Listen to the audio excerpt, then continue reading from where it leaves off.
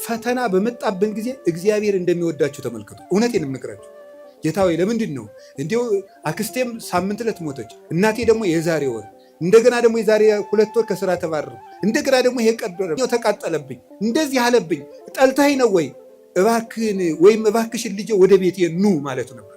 እንዲህ አድርገህ ትፈልገኛለህ ወይ? ራስቼህ ስለኖርኩ እማስታውስበት መከራ ሰጠኸኝ ተብሎ ነው መመስገን ያለ።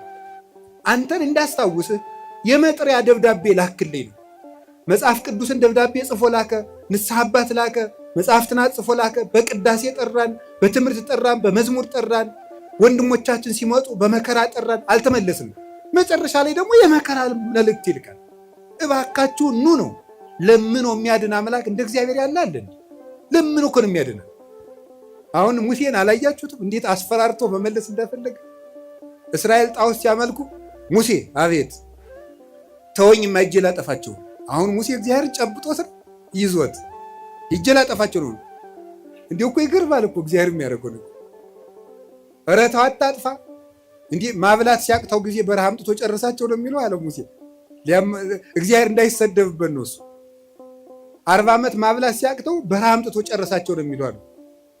እንዲያውም እነሱን አታጥፋ። አባቶቻችን ሲተረጉሙ አሁን እግዚአብሔር ሊያጠፋቸው ወዶ አይደለም ሙሴ እንዲሰራቸው እንዲቀጣቸው ብለው ነው እንጂ ይላል። እንግዲያስ ሂድና ቀጣ አለው። ሰርቶ ቀጥቶ እስራኤልን ወደ ራሱ ሰበሰባቸው። በማስፈራራት እንድንመለስ እግዚአብሔር ክፉ ነገር እንዲመጣ ያደርጋል። ከቃሉ ጋር ናቸው።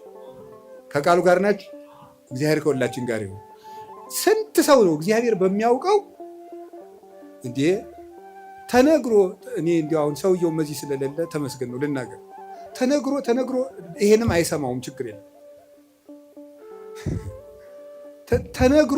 ተነግሮ አልሰማ ያለ ሰውዬ የሳምባ ቲቪ ገብገብ ሲያደርገው የቆረበ ሰውን ያውቃል። ተመስገን ነው። እንኳን ቲቪ መጣ። እንዲህ እውነቴን እኮ ነው። ስንት ሰው ነው፣ ስንት አመፀኛ ነው ጸበል እንደምን ሰነበታቸው፣ አማን ነው፣ ሰላም ነው፣ ፒስ ነው የሚለው ሁሉ ጸበል ሲሄድ እግዚአብሔር ይመስገን የሚለው። እንዲሁ እግዚአብሔርማን ይተርኩሰን እንጂ እውነቴን እኮ ነው የምነግራችሁ። እግዚአብሔርማ ይተርኩሰን። ምድር ጠቧችሁ እኮ የምትራመዱት ሁሉ ጸበል ስትል ኩምሽሽ በቃ እንዲሁ ለተቸገረ እንድናዝን፣ አረማመዳችን እንኳ ልክ እንዲኖረው፣ ንግግራችን መጠን እንዲያበጅ እግዚአብሔርማ ይተርኩሰን እንጂ ተነግረን ሰምተናል እንዴ? እውነቴን ነው። ስለዚህ ስንቶቻችሁን እስቲ አሁን እዚህ ውስጥ ራሱ ብቆሰቁስ እዚህ ከተሰበሰበው ውስጥ እግዚአብሔር በሚያውቀው እግዚአብሔር ነቅሶ ቢያወጣ ሲቸግራችሁ ወደ ቤተ ክርስቲያን የመጣችሁ ስንቶቻችሁ ናችሁ? ወይ ባለ ትዳሮች ሲጣሉ እኮ ነው ባጋባናቸው በ20 ዓመታቸው እኮ ነው ቤተክርስቲያን የሚመጡ ሲጣሉ። ይኸው ከተጋባን ዓመታችን ነው፣ ምላትን አትሰማኝም፣ ምንም አታዳምጠኝም ማለት ይጀምራል። ማለት 20 ዓመት ጠፍቶ ኑሮ ምናምን መከራውን ነው ተደዝድዞ ነው ወዲያ መከራቸው። ተመስገን ነው እንኳን መጣችሁ። ዋናው መሸም ነጋም መምጣታችሁ። ስለዚህ እግዚአብሔር ሰው ሁሉ ራሱ እንዲጠላ ሊያደርግ ይችላል። እንድንመጣም ከፈለገ እግዚአብሔር ሰው እንዲጠላን አያደርግም። ሰው እንዲጠላን ሰይጣን ሲያደርግ ዝም ይላል።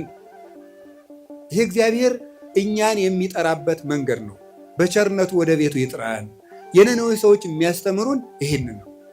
እኛም ነገ ከነገ ወዲያ አሁን ሁላችሁም ችግር ካለባችሁ እግዚአብሔር ጠልቶኝ ነው አትበሉ። እግዚአብሔር ወደ ቤቱ ሊጠራኝ ፈልጎ ነው ማለት ያለበት። ከቃሉ ጋር ናችሁ። እግዚአብሔር ከሁላችን ጋር ይሁን።